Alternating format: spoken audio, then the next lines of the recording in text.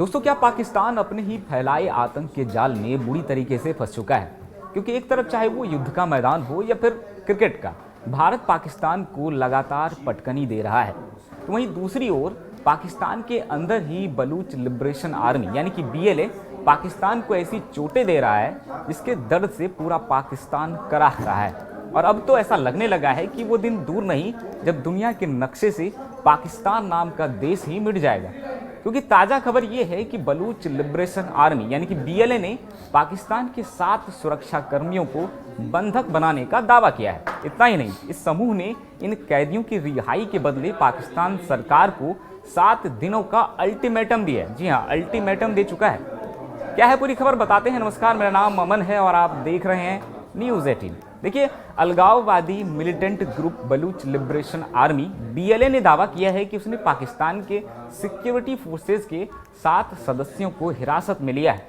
BLA ने यह भी कहा है कि उसने इन कैदियों को अदला बदली के लिए पाकिस्तान सरकार को 7 दिनों की डेडलाइन दी है। दरअसल बलूच आर्मी ने पाकिस्तान की सरकार को चेतावनी दी है कि अगर इन 7 दिनों में किसी तरह की बातचीत नहीं हुई तो कैदियों को फांसी दे दी जाएगी। जी हाँ, फांसी देने तक की बात BLA की तरफ से कही जा रही है।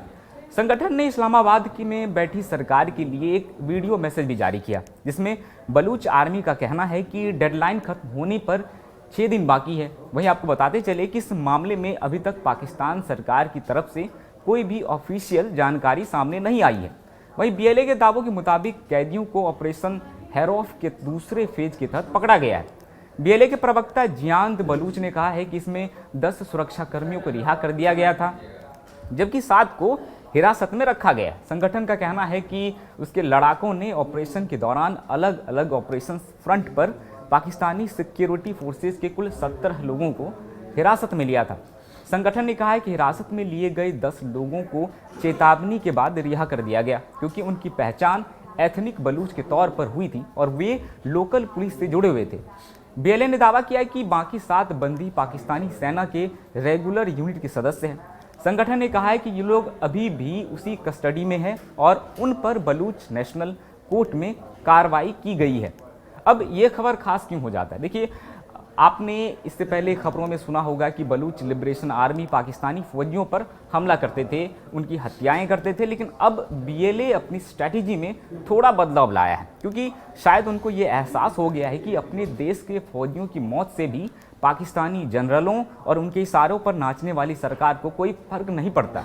इसलिए अब शायद BLA इन फौजियों को मारने की बजाय गिरफ्तार कर रहे हैं ताकि इसके बदले पाकिस्तानी आवाम के जरिए पाकिस्तानी सेना और कठपुतली सरकार पर प्रेशर बनाकर अपनी मांगों को मनवाया जाए। आपको पिछले दिनों देखा होगा कि BLA ने एक पूरी ट्रेन को ही हाईजैक कर ली थी और ये घटना अपने आप में बहुत ही अद्भुत था क्योंकि एक पूरी ट्रेन को हाईजैक करना बहुत ही मुश्किल काम होता है और BLA ने ये करके दिखाया था।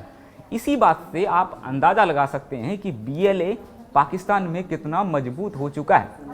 वहीं आपको बताते चले कि ये इकलौती घटना नहीं है जब BLA ने पाकिस्तानी सुरक्षा बलों को गिरफ्तार किया हो।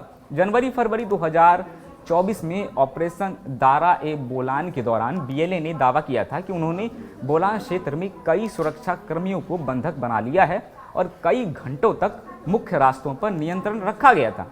वहीं अगस्त 2024 में BLA के मजीद ब्रिगेड ने ऑपरेशन हेरौफ के तहत बलूचिस्तान के विभिन्न हिस्सों में हमले किए थे। इस दौरान उन्होंने दावा किया था कि उन्होंने लेविज और अन्य सुरक्षा बलों के कुछ कर्मियों को हिरासत में लिया है। इन घटनाओं से ये कहावत बिल्कुल साफ हो जाती है कि अगर आप दूसरों के लिए गड्ढे खोदेंगे तो उसमें पहले आपको ही गिरना होगा और पाकिस्तान उस गड्ढे में गिरा नहीं है बल्कि पूरी तरीके से फंस चुका है। लेकिन फिर भी ये तय है कि पाकिस्तान सुधरने वाला नहीं है। देखिए, से फंस चुका है लेकिन फिर भी ये तय है कि पाकिस्तान सुधरने वाला नहीं है। खैर, आपको क्या लगता है? आप अपनी राय हमें कमेंट बॉक्स में बता सकते हैं और ऐसे ही खबरों के लिए हमारे चैनल को सब्सक्राइब कर सकते हैं। नमस्कार।